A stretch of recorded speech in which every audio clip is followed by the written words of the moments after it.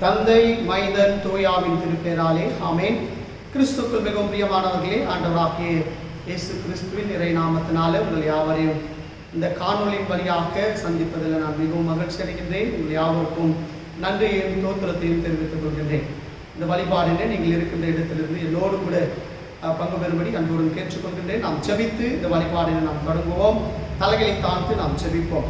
சர்வ வல்லமை மிகுந்த இரக்கமுள்ள ஆண்டவரே, ஆசீர்வதிக்கப்பட்ட இந்த காலை பொழுதுக்காக நன்றியோடு துதிக்கின்றோம். ஆண்டவரே, மற்றும் கிருபையால் மூடி மருந்து பராமரித்து பாதுகாத்து அப்பா, இந்த ஜூலை மாதத்தின் ஆண்டவரே கடைசி வாரத்தில் எங்களை கொண்டு வந்து உம்முடைய நாமத்தை மகிமைப்படுத்தும்படி அப்பா நீ செய்த நன்மைகளை நாங்கள் நினைவு கூறும்படி அப்பா இந்த வழிபாட்டின் படியாக ஆண்டவரே உடைய நாம மகிமைப்பட நீ உதவி செய்யும்படி வேண்டிக் கொண்டுள்ளோம். அப்பா ஆண்டவரே, நீரை தொடக்கம் முதல் கொண்டு முடிவிருந்து காத்து வழிநடத்த வேண்டும் என்று எங்கள் அன்பு மீட்பரும் அன்பு ரட்சகருமா இருக்கிற இயேசுவின் நாமத்தில் ஜெபிக்கின்றோம்.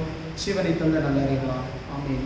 கிறிஸ்துவுக்குள் மிக பிரியமானவர்களே, இந்த நேரத்தில் நாம் அனைவரும் சேர்ந்து புது வாழ்வு பாடல் புத்தகத்திலிருந்து 31வது பாடல் போற்றி துதிப்போம் எம் தேவதேவனே என்கின்ற பாடலை அனைவரும் சேர்ந்து பாடி கர்த்தருடைய நாமத்தை நாம் மகிமைப்படுத்துவோம். முதல் சரணத்தையும் பல்லவியும் மற்றும் பாடி நம் கர்த்தர் நாமத்தை நாம் மகிமைப்படுத்துவோமாக.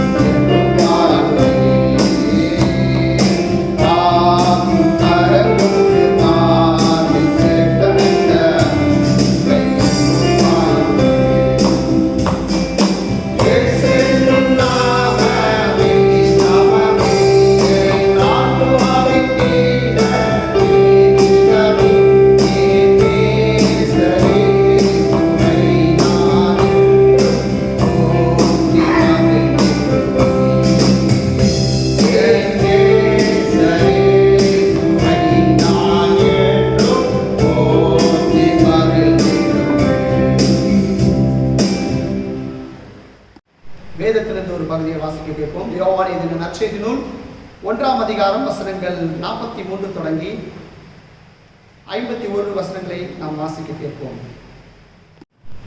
வாசிக்கும்படியாக தெரிந்து கொள்ளப்பட்ட நற்செய்தி பகுதி யோவான் எழுதின சுவிசேஷம் 1ஆம் அதிகாரம் 43ஆம் வசனம் முதற்கொண்டு அவதிகாரம் அடங்கியுள்ள வசனங்களை வாசிக்க கேட்போம்.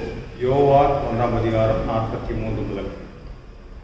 மறுநாளிலே இயேசு கலிலேயாவுக்கு போக மனதாயிருந்து பிலிப்புவை கண்டு, நீ எனக்கு பின் சென்று வா என்றார். பிலிப்பு என்பவன் அந்திரேயா பேதுரு என்பவருடைய ஊராகிய பெத்தாயிதா பட்டணத்தான். பிலிப்பு நாத்தான்வேலை கண்டு, நியாயப்பிரமாணத்திலே மோசேயும் தீர்க்கதரிசிகளும் எழுதியிருக்கிறவரை கண்டோ, அவர் யோசேப்பின் குமாரனும் நாசரேத்தூரானுமாகிய இயேசுவே என்றான். அதற்கு நாத்தான்வேல், நாசரேத்திலிருந்து யாதொரு நன்மை உண்டாகக்கூடுமா என்றார். அதற்கு பிலிப்பு, வந்து பார் என்றார். இயேசு நாத்தான்வேலை தம்மிடத்தில் வரக்கண்டு அவனை குறித்து, இதோ கபடற்ற உத்தம இஸ்ரவேலன் என்றார். அதற்கு நாத்தான்வேல், நீர் என்னை எப்படி அறிவீர் என்றார். இயேசு அவனை நோக்கி, பிலிப்பு உன்னை அழைக்கிறதற்கு முன்னே நீ அத்திமரத்தின் கீழ் இருக்கும்போது உன்னை கண்டே என்றார். அதற்கு நாத்தான்வேல், ரவி, நீர் தேவனுடைய குமாரன், நீர் இஸ்ரவேலின் ராஜா என்றார். இயேசு அவனுக்கு பிரதியுத்தரமாக, அத்திமரத்தின் கீழே உன்னை கண்டேன் என்று நான் உனக்கு சொன்னதினாலேயா விசுவாசிக்கிறாய்? இதிலும் பெரிதானவர்களை காண்பாய் என்றார். பின்னும் அவர் அவனை நோக்கி, வானம் திறந்திருக்கிறதையும் தேவதூதர்கள் மனுஷகுமாரத்திலிருந்து ஏறுகிறதையும் இறங்குகிறதையும் நீங்கள் இது முதல் காண்பீர்கள் என்று மெய்யாகவே மெய்யாகவே உங்களுக்கு சொல்லுகிறேன் என்றார் என்பதை வாசிக்கும்படியாக தெரிந்து கொள்ளப்பட்ட நற்செய்தி வேத பகுதி படித்து முடிந்தாயிற்று. கிறிஸ்துவே உமக்கே மாட்சி உண்டாவதாக. ஆமென். செபித்து நாம் இறை செய்திக்குள் கடந்து செல்வோம். சர்வ வல்லமை மிகுந்த இரக்கமுள்ள ஆண்டவரே, ஆசீர்வதிக்கப்பட்ட இந்த காலை பொழுதுக்காக நன்றியோடு துதிக்கின்றோம். குறிப்பாக உடைய இறை செய்திக்குள் கடந்து செல்கின்றோம்.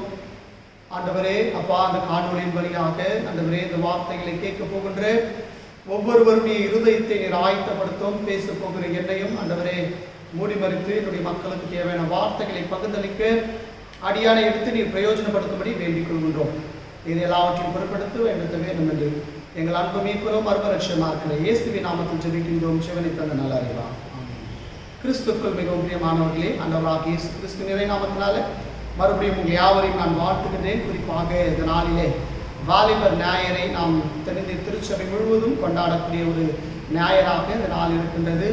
அனைத்து நமது திருச்சபையினுடைய வாலிபர் பிள்ளைகள், வாலிபர்கள் அனைவரையும் திருச்சபையின் சார்பாக, திருச்சபையினுடைய அங்கத்தினர்கள் சார்பாக உங்கள் அனைவரையும் நான் வாழ்த்துகின்றேன். உங்கள் அனைவருக்கும் நன்றியையும் தோத்திரத்தையும் தெரிவித்துக் கொள்கின்றேன். குறிப்பாக இந்த நாளிலே நாம் தியானிக்கும்படி நமக்கு கொடுக்கப்பட்டிருக்கிற தலைப்பை நாம் பார்க்கும்போது நமக்கு கொடுக்கப்பட்டிருக்கிற தலைப்பை பார்க்கும்போது அர்த்தமுள்ள வாழ்வை வாழ இளைஞரின் தேடல் என்கின்ற தலைப்பை நமக்கு கொடுக்கப்பட்டிருக்கிறது. அர்த்தமுள்ள வாழ்வை வாழ இளைஞரின் தேடல் என்கின்ற தலைப்பை நமக்கு கொடுக்கப்பட்டிருக்கிறது. Youth in search of a meaningful life என்கின்ற தலைப்பை சிந்திக்கும்படி நமக்கு கொடுக்கப்பட்டிருக்கிறது. இன்றைய கிறிஸ்துவுக்குள் இன்றைக்கு நாம் பார்க்கும் பொழுது அநேகர் கிறிஸ்துவை ஏற்றுக்கொண்டு பல்வேறு கட்டங்களை நாம் கடந்து வந்தாலும் நம்முடைய வாழ்க்கைக்கான அர்த்தத்தை நாம் உணர்ந்திருக்கின்றோமா, வாழ்க்கைக்கான அர்த்தத்தை நாம் உணர்ந்திருக்கிறோமா என்பதை ஒரு இசை நாம் சிந்திக்க அழைக்கப்படுகின்றோம். இந்த சமுதாயத்தில் நாம் எப்படி வேண்டாலும் வாழலாம், எப்படி வேணாலும் நாம் இருக்கலாம். ஆனால் நம்முடைய வாழ்க்கைக்கு ஒரு அர்த்தமுள்ள வாழ்க்கையை நாம் வாழுகின்றோமா என்பதை ஒரு இசை நாம் சிந்திக்க இந்த நாள் தலைப்பு நம்மை அனைவரையும் அழைக்கின்றது. என கண்பானவர்களே, எனக்கு இந்த தலைப்பை சிந்திக்கும் பொழுது என்னுடைய தாயார் சிறு வயதில் சொன்ன ஒரு வார்த்தை எனக்கு நினைவு ஊட்டுகிறது. என்னுடைய தாயார் சொல்லுவாங்க, என்ன சொல்லுவாங்க அப்படின்னா, எப்பா, இந்த உலகத்தில் எத்தனை நாளாவது வாழலாம், ஆனால் நம்ம வாழ்கின்ற வாழ்க்கை ஒரு நாள் வாழ்ந்தாலும் அது உண்மையாகவும் அர்த்தமுள்ளதாக இருக்கணும். நாம் எப்படி வேணாலும் வாழலாம், நான் அப்படிப்பட்ட வாழ்க்கை வாழக்கூடாது என்று சொல்லி என்னுடைய தாயார் சொல்லுகின்ற அந்த வார்த்தை எனக்கு இந்த நேரத்தில் நினைவூற்றுகிறது என கண்பானவர்களே. ஆகையால மனித வாழ்க்கையில நம்முடைய வாழ்க்கை என்பது நமக்கு மட்டும் கிடையாது, நம்முடைய சுற்றி சார்ந்து வாழ்கின்ற சமுதாயத்திற்கும் அது கோட்பட்டிருக்கிறதுனால நம்முடைய வாழ்க்கை பிறருக்கு ஒரு பயன்பாடாக இருக்கணும், நம்முடைய வாழ்க்கை ஒரு அர்த்தமுள்ள வாழ்வாக இருக்க வேண்டும் என்பதை இந்த நேரத்தில் நினைவுற்றுகிற கண்பானவர்களே. மீனிங்ஃபுல் லைஃப் என்ற அந்த வார்த்தையை நாம் பார்க்கும்போது, மீனிங்ஃபுல் லைஃப் என்றால் என்ன, இந்த அர்த்தமுள்ள வாழ்வு என்றால் என்ன அப்படின்னு சொல்லி நாம் தியானிக்கும் பொழுது, அர்த்தமுள்ள வாழ்க்கை என்றால் ஒன்றும் இல்லை, ரெண்டே காரியத்தை நாம் புரிந்து கொண்டால் அர்த்தமுள்ள வாழ்க்கையை நாம் வாழ முடியும். நல்ல அர்த்தமுள்ள வாழ்க்கை என்றால் என்ன அப்படின்னு சொல்லி பார்க்கும்போது, நல்ல குணமும் நல்ல மனமும் நிறைந்து வாழ்வது தான், நல்ல குணமும் நல் மனமும் நிறைந்து வாழ்வது தான் அர்த்தமுள்ள வாழ்க்கையாக இருக்கிறது. இந்த நாள் தலைப்பை நாம் பார்க்கும்போது, குறிப்பாக இந்த நாள் தலைப்பில் அர்த்தமுள்ள வாழ்வை வாழ இளைஞரின் தேடல் என்கின்ற தலைப்பை நாம் பார்க்கின்றோம். இன்றைக்கு இளைஞரை பார்க்கும்போது, வாலிபர்களை நாம் பார்க்கும்போது, குறிப்பாக இந்திய சமுதாயத்தின் முதுகெலும்பாக வாலிபர்கள் இருக்கின்றார்கள். ஆனால் இன்றைக்கு முதுகெலும்பாக இருக்கின்ற முதுகெலும்பு என்பது ஒரு நம்முடைய உடலில் எவ்வளோ ஒரு இம்பார்ட்டன்ட். நாம் பார்க்கும்போது நம்முடைய முதுகெலும்பு உடைந்தால் நாம் நிற்கவும் முடியாது, நடக்கவும் முடியாது, உட்காரவும் முடியாது. அப்படிப்பட்ட ஒரு நிலையில் இன்றைக்கு வாலிபர்கள் இருக்கின்றார்கள். ஆனால் வாலிபர்களை நாம் பார்க்கும்போது, இந்திய சமுதாயத்தில் நாம் பார்க்கும்போது, தங்களுடைய அதாவது வீணாசையினால வீண் வீணாசினால் தன்னுடைய வாழ்க்கையை அநேகர் அழித்து கொண்டு அழிவை தேடி ஓடிக்கொண்டிருப்பதை பார்க்கின்றோம். இந்த மாதிரி சூழ்நிலையில நமக்கு ஒரு நல்ல ஒரு தலைப்போடு இந்த நாளில நாம் தியானிக்கும்படி கடவுள் நமக்கு கொடுத்திருக்கிறார் கண்பானவர்களே. குறிப்பாக இந்த வாலிபர்களை நாம் பார்க்கும்போது எல்லா துறையில நீங்க பார்த்தீங்கன்னா எல்லா துறையில ஒரு ஜாபுக்கு எடுக்கும்போது இதை ஒரு போர் வீரனாக ஒரு கமாண்டராக, அதாவது ஒரு மிலிட்ரி மேனை எடுக்கும்போது ஒரு நல்ல வாலிபரை 18 வயதிலிருந்து ஒரு 35 வயதுக்குள்ள இருக்கின்ற வாலிபர்களை தேர்ந்தெடுக்கிறார்கள். அதே போல விளையாட்டு போட்டியிலும் நாம் பார்க்கும்போது ஒரு நல்ல வாலிபர்களை தேர்ந்தெடுக்கிறார்கள். அப்படிதான் பல்வேறு துறைகளை நாம் பார்க்கும்போது வாலிபர்களை தான் தேர்ந்தெடுக்கிறார்கள். ஏனென்றால் இந்த வாலிபர்கள் இந்த வாலிப வயதில் எதை வேண்டாலும் அவர்கள் சாதிக்க முடியும், எதை வேண்டாலும் அவர்கள் செய்ய வல்லமை கொண்டவர்கள் என்று சொல்லித்தான் எல்லாம் துறையில இந்த வாலிபர்களை தான் செலக்ட் பண்ணாங்க. கண்பானவர்களே, அதனால இந்த வாலிப பருவம் என்பது மனித வாழ்வில மனித நிலையில மிகவும் ஒரு முக்கியமான ஒரு நிலையாக இருக்கிறது. யாரெல்லாம் நீங்க பார்த்துங்க, நீங்க யோசித்து பாருங்க, இல்லை உங்க குடும்பத்தில் நீங்க கவனிச்சு பாருங்க, இல்லை உங்களை சுத்தி வாழ்கின்ற சமுதாயத்தில் கவனித்து பாருங்க.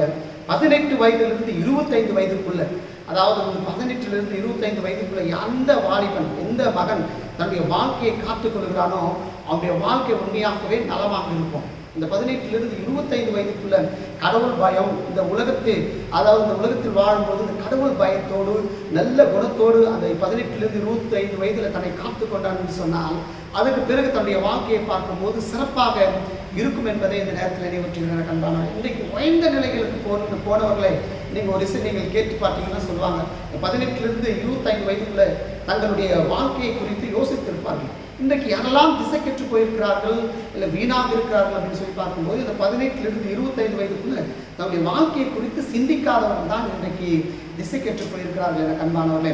இன்றைக்கு நமக்கு கொடுக்கப்பட்டிருக்கிற வேத பகுதியிலும் நாம் பார்க்கும்போது வாலிபர்களை 3 பேர் வாலிபர்களை நாம் பார்க்க முடியும்.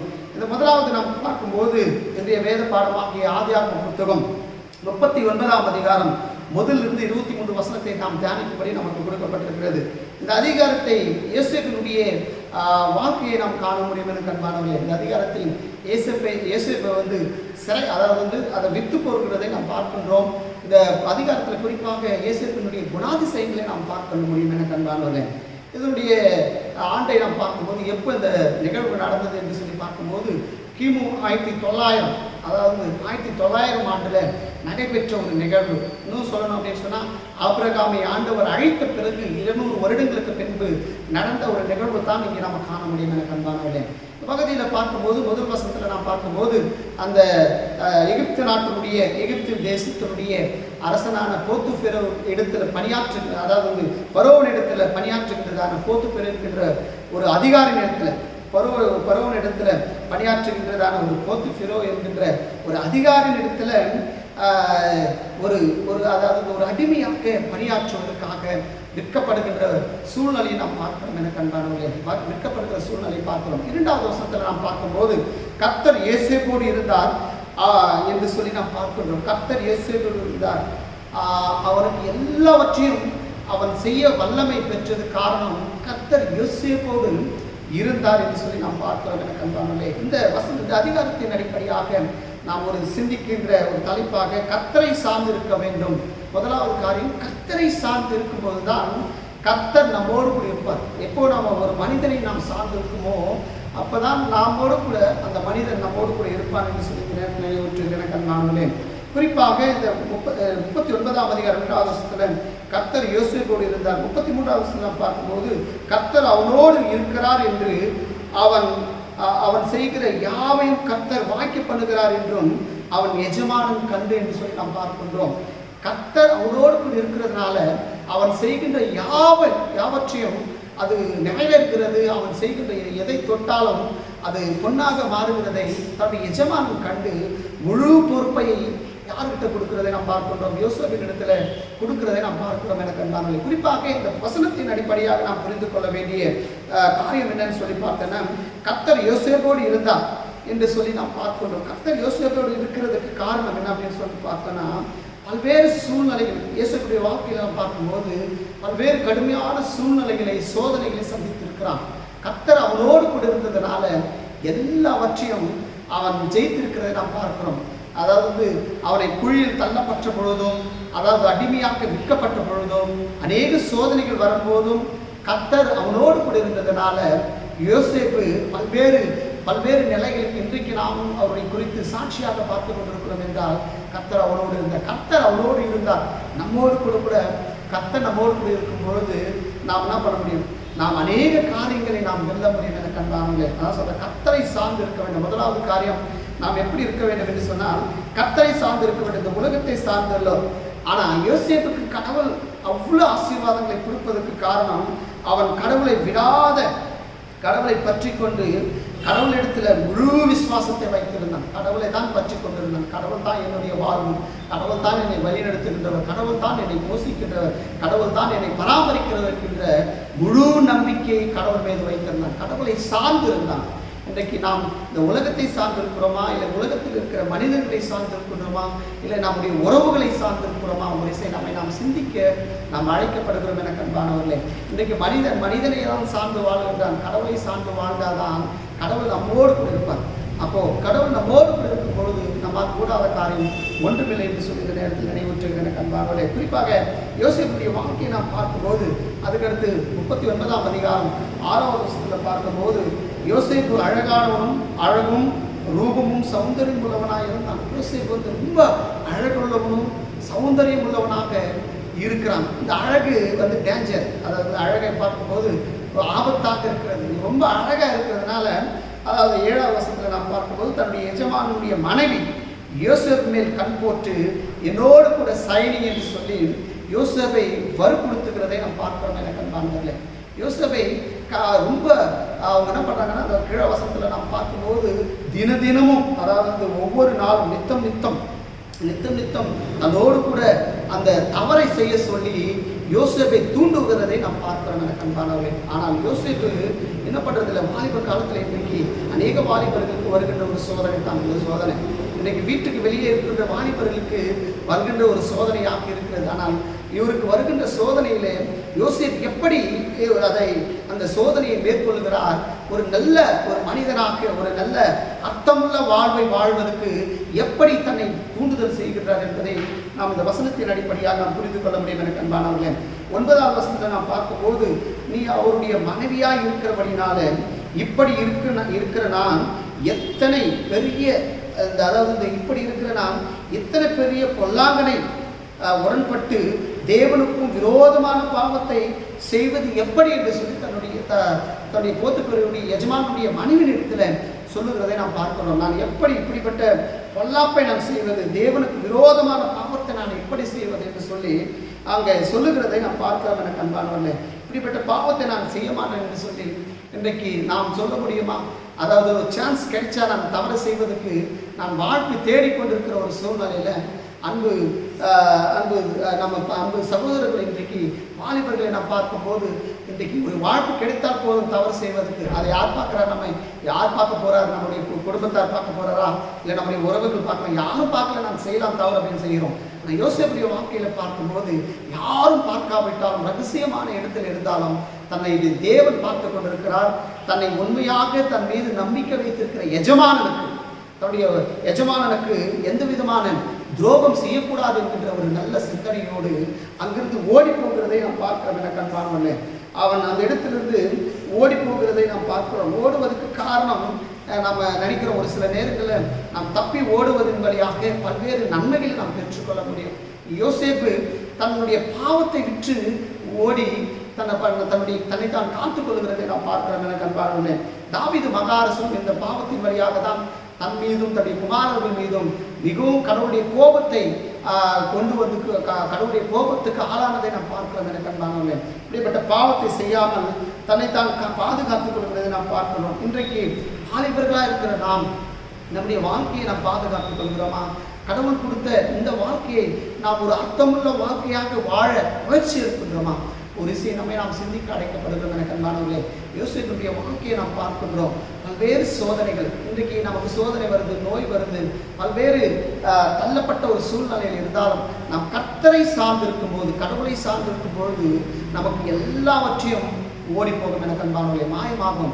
கர்த்தரை சார்ந்து இல்லாத பொழுதுதான் பல்வேறு சோதனைகள் வரும்போது அந்த சோதனையை நாம் சிக்கிக் கொள்கிறோம். நோய் பற்ற பொழுது இல்லை பல்வேறு தள்ளப்பட்ட ஒரு சூழ்நிலையில் நாம் மேற்கொள்ள வேண்டும் என்றால், வெளியேற வேண்டும் என்றால் கர்த்தரை சார்ந்திருக்க வேண்டும். இரண்டாவது காரியம், முதல் காரியம் கர்த்தரை சார்ந்திருக்கும் பொழுது கடவுள் உண்மையாகவே நம்ம ஓடு கொடுத்து வழிநடத்துகிறார். இரண்டாவதாக கடவுளை பின்பற்ற வேண்டும். முதல்ல கர்த்தரை சார்ந்து இருக்க வேண்டும்.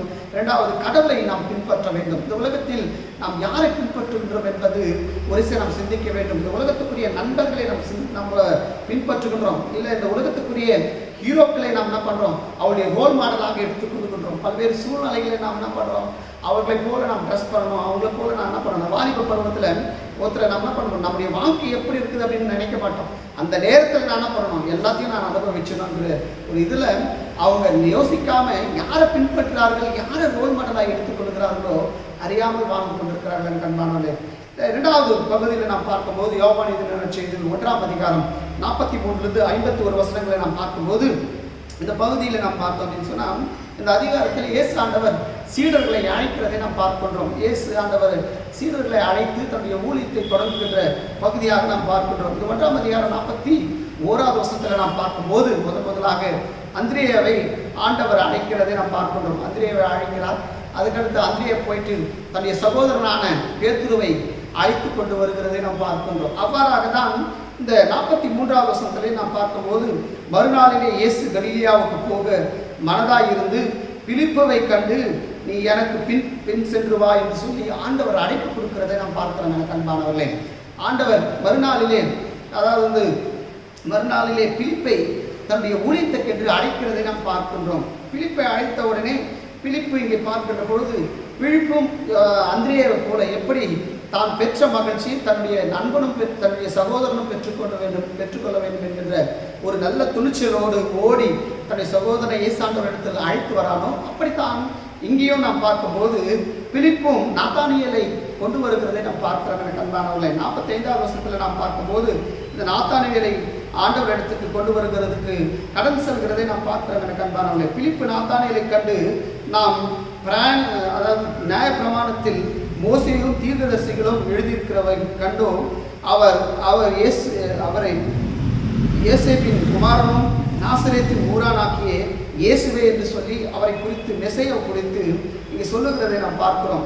நியாயப்பிரமாணத்தில் அதாவது மோசேயும் தீர்க்கதரிசிகளும் சொல்லப்பட்ட அந்த மெசையா யாரோ கிடையாது, அவர் நம்முடைய யோசேப்பினுடைய குமாரனும் நாசரேத்தின் ஊரானமாக்கிய இயேசு என்று சொல்லி நாத்தானியல்கிட்ட பிலிப்பு சொல்லுகிறதை நாம் பார்க்கிறோம். எனக்கு அன்பானவர்களே, எப்படி அந்திரேயா போய் தன்னுடைய சகோதரருக்கு சுவிசேஷத்தை அறிவித்தாரோ, அப்படி தன்னுடைய நற்செய்தியை பகிர்ந்து கொண்டு தன்னை அழைத்து வந்தாரோ, அப்படித்தான் நாம் போய் அழைத்து வர வேண்டும் என்று சொல்லி கடந்து செல்கிறதை நாம் பார்க்கின்றோம். ஒரு விளக்கை நாம் கொளுத்தி வைத்து அந்த விளக்கின் வழியாக அநேக விளக்குகளை நாம் ஏற்றுகிறது போல, இப்படி ஊழியத்தின் பாதையில் நாம் பிறரை கூட அதற்குள் பங்காளர்களாக மாற்ற வேண்டும் என அன்பானவர்களே. அந்த நேரத்தில் நாம் பார்க்கும்போது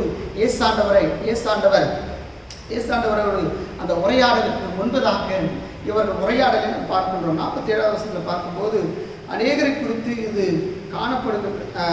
குறித்து இதோ கபடமற்ற உத்தம இஸ்ரவேல் என்று சொல்லி ஏசாண்டவர் அவரை குறித்து நாம் நாத்தானியலை குறித்து பேசுகிறதை நாம் பார்க்கிறோம். எனக்கு அன்பானவர்களே, அதுக்கு முன்பதாக 46வது வசனத்தில் எங்கே நாசரேத்திலிருந்து பெரிய காரியம் வருமா என்று சொன்னப்போ, இல்லை வா நீ பார் அப்படின்னு சொல்லி அவனை அழைத்து வந்தப்போ ஏசாண்டவர் அவனை கண்டு அவனை குறித்து என்னன்னு சொல்லி சொல்றாருன்னா, இதோ கபடற்ற உத்தம இஸ்ரவேலே என்று சொல்லி அவனை அழைக்கின்றார். கபடற்ற உத்தம இஸ்ரவேல் என்று சொல்லி அவனை அழைப்பதற்கு காரணம், அவன் முன்கூட்டியே அங்கே இருக்கிறதான யூதர்களைப் போல வேஷமான வாழ்க்கையை வாழாமல் அவன் முழுமையாக கடவுளை ஏற்றுக்கொண்டு வாழ்ந்து கொண்டிருக்கிறான். தன்னுடைய உண்மையான கடவுளை நாம் தரிசிக்க வேண்டும், ஒரு மெஸ்ஸையை நான் பார்க்க வேண்டும் என்று ஒருவேளை நினைத்து கொண்டிருந்திருக்கலாம். அந்த அத்திமரத்தின் அருகாமையில் உட்கார்ந்து தியானித்துக் கொண்டிருக்கிற ஒரு சூழ்நிலையா இருந்திருக்கலாம் என கண்பானவர்களே. அப்படிப்பட்ட ஒரு சூழ்நிலையில ஏசாண்டவரை சந்திக்கும் பொழுது ஏசாண்டவர் அவனை குறித்து சொல்றார், இதோ கபடற்ற உத்தம இஸ்ரவேல் என்று சொல்லி சொல்றார்.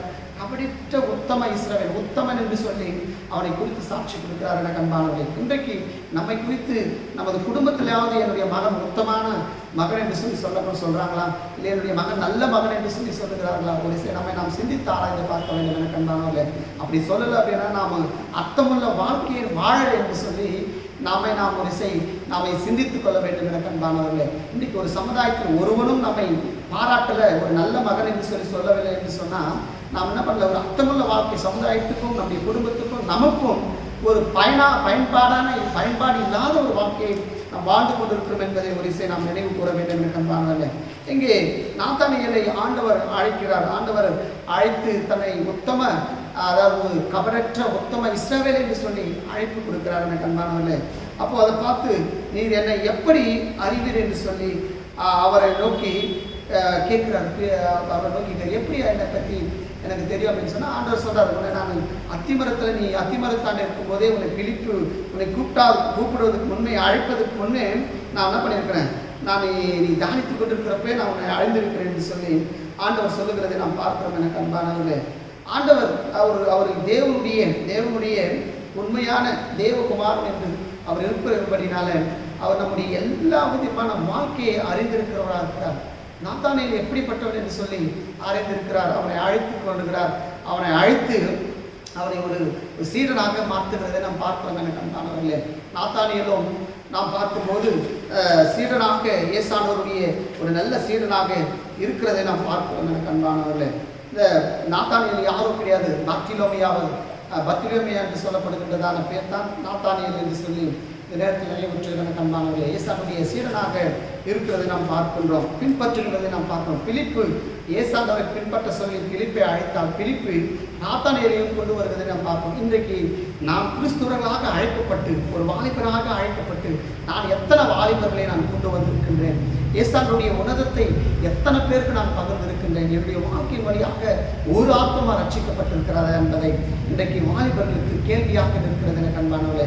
இன்றைக்கு வீணாடம்பரமான வாழ்க்கையை நாம் வாழ்ந்து கொண்டிருக்கின்றோம். யாரையோ பின்பற்றி வாழ்ந்து கொண்டிருக்கிறோம். இயேசுவை பின்பற்றுவதற்காக ஒரு சீரனாவது நாம் உருவாக்கி இருக்கிறோமா? ஒரு சீரனை நாம் சிந்திக்க அழைக்கப்படுகிறோம் என கண்பானவர்களே. மூன்றாவதாக பார்க்கும்போது விசுவாசத்திலே நிலைத்திருக்க வேண்டும். விசுவாசத்திலே நிலைத்திருக்க வேண்டும். முதல் காரியம் என்ன சொன்னேன்? கர்த்தரை சார்ந்திருக்க வேண்டும். இரண்டாவது காரியத்தை நாம் பார்க்கும்போது கடவுளை பின்பற்ற வேண்டும். மூன்றாவது காரியத்தை விசுவாசத்தை நிலைத்திருக்க வேண்டும் என்று சொல்லி நாட்டு நினைவுற்றுகிற அன்பானவர்களே. ஒரு அர்த்தமுள்ள வாழ்வு வாழணும் அப்படின்னு சொன்னால் நாம் விசுவாசத்தில் நாம் நிலைத்திருக்க வேண்டும் என்ற எனக்கு அன்பானவர்களே. எபிரேயர் 12ஆம் அதிகாரம் முதல் வசனத்திலிருந்து 11 வசனங்களை இந்த நாளிலே தியானிக்கும்படி நமக்கு கொடுக்கப்பட்டிருக்கிறது. இதற்கு முன்னாடி அதிகாரத்தில் பார்க்கும்போது 11ஆம் அதிகாரத்தில் விசுவாச வீரருடைய பட்டியலை நாம் பார்க்கின்றோம். அவர்கள் எப்படி விசுவாசத்தினாலே பல்வேறு சோதனைகளை சகித்தார்கள், விசுவாசத்தினால இப்படிப்பட்ட பிரச்சனைகளை அவர்கள் மேற்கொண்டார்கள், விசுவாசத்தின் வழியாக அவர்கள் வெற்றியை இங்கே பேசுகிறதை நாம் பார்க்கின்றோம். அதுக்கு பிறகு இந்த 12ஆம் அதிகாரத்தில் இங்கே அதாவது இங்கே நாம் பார்க்கும்போது 12ஆம் அதிகாரத்தில் நாம் பார்க்கும்போது ஆண்டவர் சொல்லுகிறது நாம் பார்க்கிறோம். பாரமான யாவற்றையும் நம்மை சுற்றி நெருங்கி நிற்கிற பாவத்தையும் தள்ளிவிட்டு விசுவாசத்தை தூக்குறோரும் முடிக்கிறோருமாய் இருக்கிற இயேசுவை நோக்கி நாம் என்ன பண்ணணும்? அவரை பின்பற்ற வேண்டும் என்பதை, அவரிடத்தில் விசுவாசமாக இருக்க வேண்டும் என்பதை இங்கே பவுலடியார் வெளிப்படுத்துகிறதை இந்த நேரத்தில் நினைவுற்ற கண்பானவர்களே. பாரமான யாவற்றையும் நம்மை சுற்றி நெருங்கி நிற்கிற பாவத்தையும் தள்ளிவிட்டு விசுவாசத்தை தூக்குறோம் அதை முடிக்கிறோருமான இயேசுவை நோக்கி நாம் வாழ வேண்டும் என கண்பானவர்களே. இங்கே உண்மையாகவே இன்றைக்கு பாவத்தை நாம் என்ன பண்ணுறதில்லை. பாவம் ஈஸியாக இன்றைக்கு பாவத்தை நாம் செய்து வருவோம். பாவம் அப்படின்னு சொன்னால் நாம் நினைத்து கொண்டு இருக்கிறோம், ஏதோ கொலை செய்வது, ஏதோ இது பண்ணுறது தான் பாவம் நினைத்து கொண்டிருக்கின்றோம். இன்றைக்கு எளிதாக ஒருவரை நாம் பின்பற்றுவது கூட அது பாவமாக இருக்கிறது என கண்பானவர்கள். இப்படிப்பட்ட பாவங்களை நாம் செய்து கொண்டிருக்கின்றோம். அந்த பாவத்தை நாம் சுற்றி சூழ்ந்து நிற்கிற அந்த பாவத்தை நாம் என்ன பண்ணணும்? தள்ளிவிட்டு விசுவாசத்தை தூக்குகிறதான ஆண்டவரிடத்தில் நாம் என்ன பண்ணணும்? ஓடி வர வேண்டும் என கண்பானவர்களே. நமக்கு நியமித்த இந்த கீழே அந்த முதல் வசனத்திலே நாம் பார்க்கும்போது நமக்கு நியமித்திருக்கிற ஓட்டத்தை பொறுமையோடு ஓடி கடக்க வேண்டும் என்று சொல்லி நாம் பார்க்கிறோம். பொறுமையோடு ஓடி கடக்குவோம் என்று சொல்லி நாம் பார்க்கிறோம் என கண்பானவர்களே. நமக்கு நியமித்திருக்கிற ஓட்டத்தை, கிறிஸ்துவ வாழ்க்கையில நியமித்திருக்கிற ஓட்டத்தை, இந்த ஓட்டப்பந்தயத்தை பொறுமையோடு ஓடணும். ஓட்டப்பந்தயம் அப்படின்னாவே வேகமாக ஓட்டினா தான் நமக்கு என்ன பண்ணணும்? பரிசு கிடைக்கும். ஆனால் இங்கே டிஃப்ரெண்ட்டான ஒரு ஓட்டப்பந்தயத்தை குறித்து இங்கே பேசுகிறதை நாம் பார்க்கின்றோம். நம்ம முதல் பரிசு, அதாவது ஓட்டப்பந்தயத்தில் நம்ம பார்க்கும்போது அதில் முதல் ஃபர்ஸ்ட் செகண்ட் தேர்ட் வராங்களோ அவங்க தான் 3 பேருக்கு தான் பரிசு, மற்றவர்களுக்கு பரிசு கிடையாது. ஆனால் இந்த ஓட்டப்பந்தயத்தில் பொறுமையாக போனாலும் பரவாயில்ல, கடைசி எண்டு வரையும் நம்ம என்ன பண்ணணும், அந்த எண்டிங் வரையும் நம்முடைய நம்ம அந்த ஓட்டத்தை முடிக்க வேண்டும். அப்படி யாரெல்லாம் முடிக்கின்றார்களோ அவர்களுக்கு நித்திய கிரீடத்தை ஆண்டவர் கொடுக்குறேன் என்று சொல்லுகிறது நாம் பார்க்கலாம். இந்த ஓட்டத்தை குறித்து நாம் பார்க்கும்போது இந்த ரன்னிங் ரேஸ் அப்படின்னு சொல்லப்படுகின்றது. அந்த ஓட்டப்பந்தயத்தில் நாம் பார்க்கும்போது நல்ல உடைகளை அணிய மாட்டார்கள், எளிதான உடைகள் தான். அந்த தன்னுடைய கோட்டு ஷூட்டெல்லாம் அணியாமல் அந்த போட்டிருக்கிற எல்லாவற்றையும் கவட்டி தன்னுடைய ஒரு பனியன் மட்டும் ஒரு லோயர் அல்லது ஒரு டிராயரோடு என்ன பண்ணுறாரு ஓடுகிறதை நம்ம பார்க்கணும். அப்படி போனால் தான் என்ன பண்ண முடியும், அந்த ஓட்டத்தில் நிறைவு செய்ய முடியும். அப்படி தான் இந்த பாவமான வாழ்க்கையை அனைத்தையும் நாம் என்ன பண்ணணும், விட்டு விடணும். வீண அழகு, ஆடம்பரம், அதுக்கடுத்து நகைகள் அடைந்து ஓட வேண்டிய அவசியம் இல்லை. இன்றைக்கு அந்த ஓட்ட பந்தயத்தில் எப்படி ஒரு ஸ்போர்ட்ஸ்மேன், அதாவது அந்த விளையாட்டு வீரன் எப்படி தன்னை ஆயத்தப்படுத்தி கொண்டு தன்னுடைய ஓட்டத்தை முடிக்க வேண்டும் என்று சொல்லி ஒரு முயற்சி எடுத்து ஓடி அந்த ஓட்டத்தை முடிக்கிறானோ, அப்படி கிறிஸ்துவ வாழ்க்கையை நாம் என்ன பண்ணணும், நிறைவு செய்ய வேண்டும். இங்கே ஒருத்தருக்கு மட்டும் பரிசு கிடையாது, எத்தனை பேர் ஓடுறார்களோ ஓடி அந்த எண்டு, அதாவது லக்கை நோக்கி ஓடி அதை நிறைவு செய்கிறார்களோ அனைவருக்கும் ஆண்டவர் பரிசை கொடுக்கிறவராக இருக்கிறார். அந்த பொறுமையோடு தான் ரொம்ப அழகாக இருக்கிற வசனத்தை நாம் பார்க்கும்போது, நமக்கு நியமித்து இருக்கிற ஓட்டத்தில் பொறுமையோடு ஓட கடவோம் என்று சொல்லி போட்டிருக்கிறதை நாம் பார்க்கின்றோம். பொறுமையோடு ஓடணும். பொறுமையோடு ஓடும்போது நம்மை பாவம் எதுவும் பாவம் எதுவும் நம்மை ஆட்கொள்ளாதபடிக்கு நாம் பார்த்துக்கொள்ள வேண்டும். நம்முடைய லக்கை மட்டும் நோக்கி ஓடணும். நான் போய் அந்த லக்கை நாம் நோக்கி ஓட வேண்டும் என கண்பானவர்களே. இப்படி ஓடும்பொழுது கடவுள் நம்ம இடத்துல அன்பாக இருக்கிறதை நாம் பார்க்கிறோம் என கண்பானவர்களே. அதுக்கடுத்து நாம் பார்க்கும்போது இங்கே ஆண்டவர் இன்னொரு காரியத்தையும் பேசுகிறார். ஆண்டவர் என்ன பண்ணுறாரு அப்படின்னு சொன்னால், பாவத்துக்கு விரோதமாக போராடுவதிலே நாம் எப்படி இருக்கிறோம் அப்படின்னு சொன்னால், பாவத்துக்கு விரோதமாக போராடுவதில் நாம் ரத்தம் சிந்தின, அதாவது நம்முடைய முன்னோர்களை போல் என்ன பண்ணல, இன்னும் ரத்தம் சிந்தினவர்களாக இல்லை. அதாவது ரத்தம் சிந்தப்படுறதை போல் அந்த பாவத்துக்கு விரோதமாக நாம் போராடல, நாம் அப்படி போராட வேண்டும் என்று சொல்லி ஆண்டவர் நமக்கு அழைப்பு கொடுக்கிறார் என கண்காணவில்லை. நாம் எப்படி அதாவது அந்த பாவத்தை நாம் போராடும் போது நமக்கு காயப்படுகின்ற காயம் வருகின்ற ரத்தம் அந்த ரத்தத்தை சிந்துறது போல நீ அவ்வளோ கடினமான சோதனைகள் சந்திக்கல, அப்படி சந்திப்பதற்கு நீ என்ன பண்ணணும், ஆயத்தமாக இருக்க வேண்டும் என்று சொல்லி ஆண்டவர் இங்கே பேசுகிறதை நாம் பார்க்கணும். 5வது வசனத்தில் நாம் பார்க்கும்போது ஒரு நல்ல தகப்பனுக்கும் குமாரனுக்கும் இருக்கிற உறவை குறித்து பேசுகின்றார். அது மட்டும் இல்லாமல் எப்படி, அதாவது நம்ம இந்த பகுதியில் நாம் பார்க்கும்போது தகப்பன் என்பதெல்லாம் கூட எப்படி ஒரு குமாரனை சிட்சிக்கிறாரோ அப்படிதான் கடவுள் உங்களை கடிந்து கொள்கிறார். நீங்கள் என்ன பண்ணாதீங்க, இதை குறித்து நீங்கள் கவலைப்பட வேண்டியதில்லை என்பதை ஆண்டவர் இங்கே நினைவூற்றுகிறதை நாம் பார்க்கணும். எப்படி ஒரு தகப்பன் ஒரு குழந்தையை அடித்த உடனே என்ன பண்ணுறதில்லை, அதோடு அவனை வெறுக்கிறதில்லை, திருப்பி அவனை சேர்த்து கொள்கிறார். ஒரு தகப்பன் எப்படி தன் குழந்தையை அடித்து அதோடு விடுவதில்லை, தான் செய்த தவறுக்கான தண்டனை மட்டும்தான், அதுக்கு திருப்பி அவனை சேர்த்துக் கொள்கிறது போல ஆண்டவர் என்ன பண்ணுறார், அவரும் சேர்த்துக்கொள்வார். அந்த தண்டனைக்கு அதாவது அந்த தண்டனை அப்படின்னு சொன்னால், அவர் நல்ல ஒழுக்கத்தில் நல்ல குணமுள்ளவனாக வாழ வேண்டும் என்கிற ஒரு நோக்கத்தோடு தான் தகப்பன் தன்னுடைய மகனை தண்டிக்கிறார் என்று சொல்லி இங்கே பவுலடியார் பேசுகிறதை நாம் பார்க்கிறோம் என கண்டானது. அப்படிதான் இன்றைக்கு நம்முடைய பெற்றோர்கள் நம்மை தண்டிக்கின்ற பொழுது, சிக்ஷிக்கின்ற பொழுது நாம் என்ன பண்ணக்கூடாது, அவர்கள் மீது திரும்பக்கூடாது. அவர்கள் நம்மை ஒரு நல்ல வழியில் நல்ல ஒழுங்கில் வளர்ப்பதற்கு தான் அதை செய்கிறார்கள் என கண்டானவர்கள். நல்ல ஒரு விசுவாசத்தில் நாம் வளர வேண்டும் என கண்டானவர்கள். 3 காரியத்தை உங்களோடு கூட நான் சொன்னேன். அர்த்தமுள்ள வாழ்க்கை என்றால் நல்ல குணமும் நல்ல மனமும் நிறைந்து வாழ வேண்டும். 3 காரியத்தை நாம் பார்த்தோம். 3 வகையான மனிதர்களை நாம் பார்த்தோம். முதலாவது நாம் பார்க்கும்போது கர்த்தரை சார்ந்து இருக்க வேண்டும். கர்த்தரை சார்ந்து இருக்கும் பொழுதுதான் நமக்கு வருகின்ற எல்லாம் சோதனைகளை நாம் சகிக்க முடியும், எல்லா பிரச்சனைகளை மேற்கொள்ள முடியும்.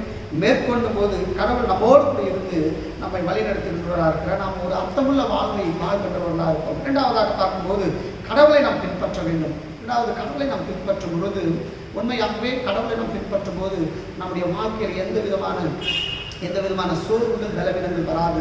கடவுளை நாம் பின்பற்றும் போது நம்முடைய வாழ்க்கையை இந்த உலகத்துக்கு ஒரு அர்த்தமுள்ள வாழ்வாக, பிறருக்கு ஒரு சாட்சியுள்ள வாழ்வாக இருக்கும். 3வதாக பார்க்கும்போது விசுவாசத்தில் நிலைத்திருக்க வேண்டும். விசுவாசத்தில் நிலைத்திருக்கும் பொழுதுதான் உண்மையுள்ள கிறிஸ்தவர்களாக நாம் வாழ முடியும் என கண்டார்கள். இன்றைக்கு அநேக வாலிபர்களை நாம் பார்க்கும்போது, இன்றைக்கு டிவியில் நாம் பார்த்தோன்னா, செய்தியில் நாம் பார்க்கும்போது பல்வேறு வாலிபர்கள் சீர்கெட்டு போகிறதை நாம் பார்க்கின்றோம்.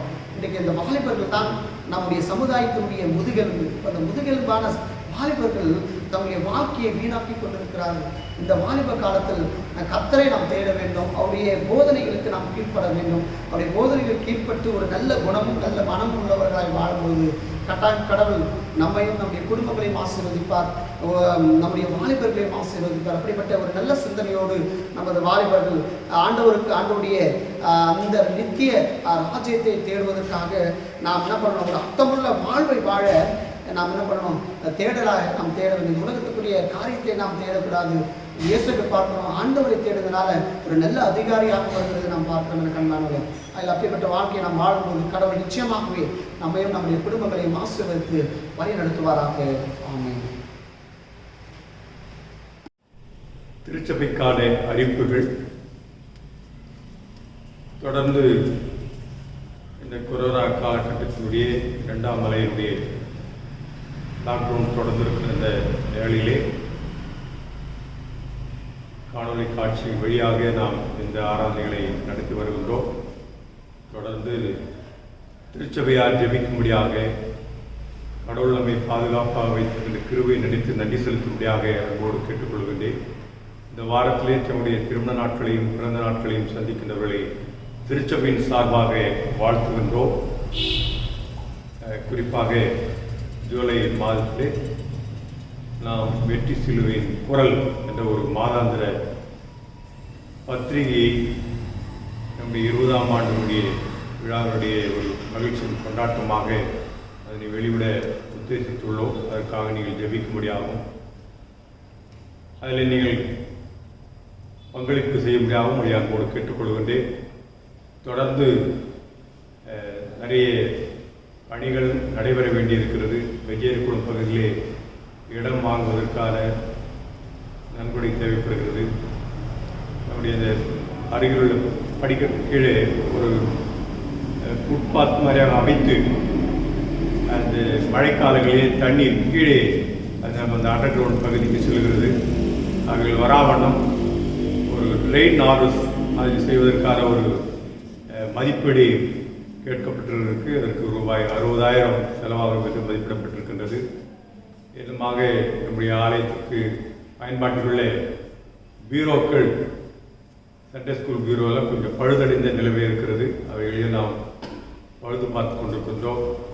அவைகளே திருச்சபையார் நம்முடைய ஆலயத்தினுடைய விதமான பணிகள் எல்லாம் சீராக்கப்பட வேண்டும் என்ற ஒரு எண்ணத்தோடு உங்களுடைய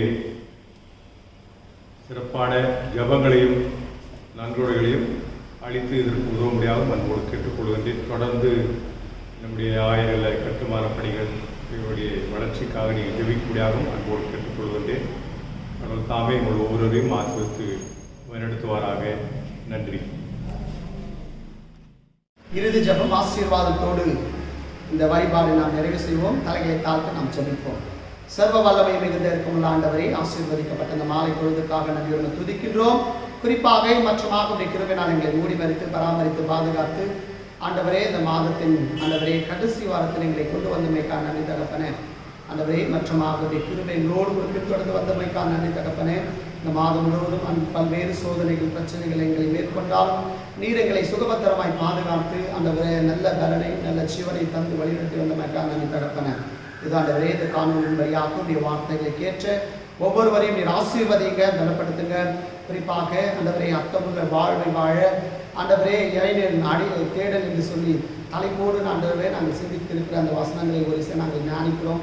ஆண்டவரே உடைய வாலிபர்கள் ஆண்டவரே அப்பா ஒரு யோசனை போல ஆண்டவரே பிலிப்பை போல ஆண்டவரே உண்மை தேடுகின்றவர்களாகவும் ஆண்டவரை உண்மை சார்ந்திருக்கின்றவர்களாகவும் உண்மை தேடுகின்றவர்களாகவும் ஆண்டவரே விசுவாசத்தில் நிலைத்திருக்கின்றவர்களாக இருக்க நீ உதவி செய்ய முடியும் வேண்டிக் கொள்கின்றோம்.